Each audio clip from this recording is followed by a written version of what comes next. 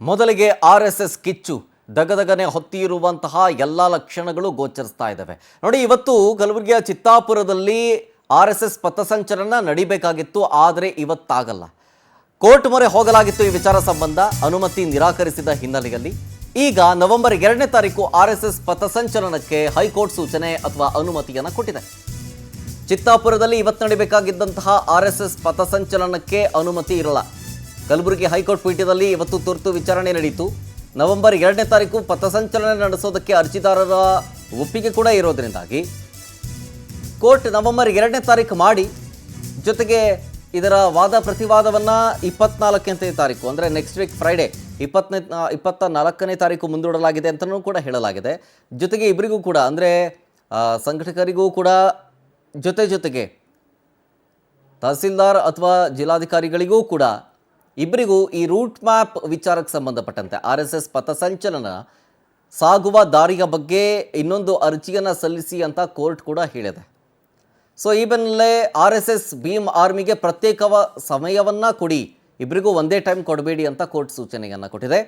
ಎರಡೂ ಸಂಘಟನೆಗಳಿಗೆ ಪ್ರತ್ಯೇಕವಾದಂತಹ ಟೈಮನ್ನು ನಿಗದಿ ಮಾಡಿ ಅಂತ ಸೂಚನೆ ಕೊಟ್ಟಿದೆ. ಜೊತೆಗೆ ಇದರ ಬಗ್ಗೆ ಹೊಸ ಅರ್ಜಿಯನ್ನು ಸಲ್ಲಿಸೋಕೆ ಆರ್ಎಸ್ಎಸ್ಗೆ ಕಲಬುರಗಿ ಹೈಕೋರ್ಟ್ ಸೂಚನೆ ಕೊಟ್ಟಿದೆ. ನಾನು ಹೇಳಿದ್ನಲ್ಲ, ಪಥಸಂಚಲನದ ಮಾರ್ಗದೊಂದಿಗೆ ಅರ್ಜಿಯನ್ನು ಸಲ್ಲಿಸಿ ಅದನ್ನು ಅಂತ. ಜಿಲ್ಲಾಧಿಕಾರಿಗಳಿಗೂ ಕೂಡ ಅರ್ಜಿಯನ್ನು ಸಲ್ಲಿಸಿ ಅಂತ ಕಲಬುರಗಿ ಹೈಕೋರ್ಟ್ ಹೇಳಿದೆ. ಸೊ ಪೊಲೀಸರು ತಹಸೀಲ್ದಾರ್ಗೂ ಅರ್ಜಿಯ ಪ್ರತಿಯನ್ನು ಕೊಡೋದಕ್ಕೆ ಸೂಚನೆಯನ್ನು ಕೊಡಲಾಗಿದೆ. ಕನ್ವೀನಿಯಂಟ್ ಡೇಟ್ ಅನ್ನು ನ್ಯಾಯಾಲಯ ಕೇಳ್ತು. ಇವತ್ತು ಎರಡು ಸಂಘಟನೆಗಳು ಅನುಮತಿಯನ್ನು ಕೇಳಿದ್ದು ಅವ್ರದ್ದು ಮೆರವಣಿಗೆ ತೆಗಿಲಿಕ್ಕೆ, ಭೀಮಾ ಆರ್ಮಿ ಮತ್ತು ದಲಿತ ಸಂಘರ್ಷ ಸಮಿತಿ.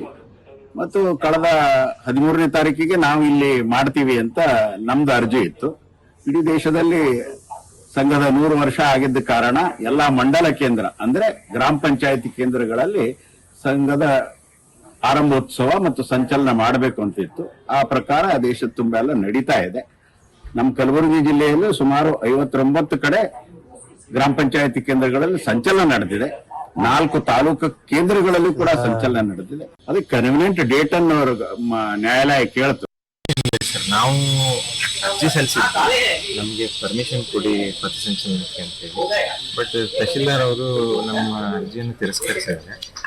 ಕಾರಣ ಏನು ಅಂತಂದ್ರೆ, ಅದೇ ಟೈಮಿಗೆ ಇನ್ನ 2 ಸಂಘಟನೆಗಳು ಅಲ್ಲಿ ಪಥಸಂಚಲನ ಇಟ್ಕೊಳ್ಬೇಕು ಅಂತ ನಿನ್ನೆ ಅರ್ಜಿ ಸಲ್ಲಿಸಿದ್ದಾರೆ.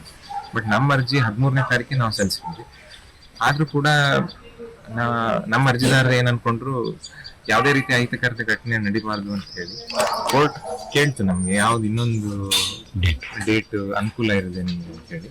ಹಾಗಾಗಿ ನಾವು 2ನೇ ತಾರೀಕು ಅಂತ ಹೇಳಿದ್ವಿ. ಮತ್ತೆ ಏನಾದ್ರು ನಮ್ಗೆ ಕ್ವಶನ್ಸ್ ಕೇಳ್ತಾರೆ ಸರ್ಕಾರದವರು.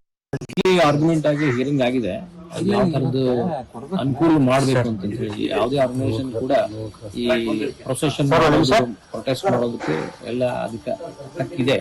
ಆ ಹಕ್ಕನ್ನು ಶುಚಿಗೊಳಿಸಲಾರ್ದೇನೆ ಎಲ್ರಿಗೂ ಅನುಕೂಲ ಆಗೋ ಹಾಗೆ, ಯಾರಿಗೂ ತೊಂದರೆ ಪಬ್ಲಿಕ್ಕಿಗೆ ತೊಂದರೆ ಆಗಲಾರ್ದೇನೆ ಮಾಡಬೇಕಾದ್ದು ನಮ್ಮೆಲ್ಲರ ಕರ್ತವ್ಯ ಇರ್ತದೆ. ಆದ ಕಾರಣಕ್ಕೆ ಅದನ್ನು ಸೂಚಿಸಿ ನಾವು ನಿರ್ಣಯ ತಗೊಳ್ಳಕ್ಕೆ ಕೋರ್ಟಿನ ಮಟ್ಟಿಗೆ ಬಂದಿದ್ದೀವಿ.